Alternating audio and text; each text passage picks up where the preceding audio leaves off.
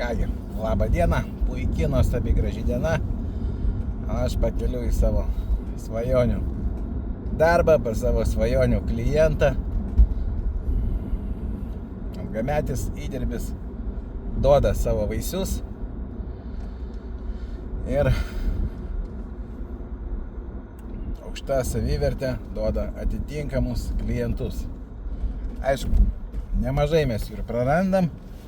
Šiandien taip užmečiau akį per 20 dienų, kiek nepaimta užsakymų.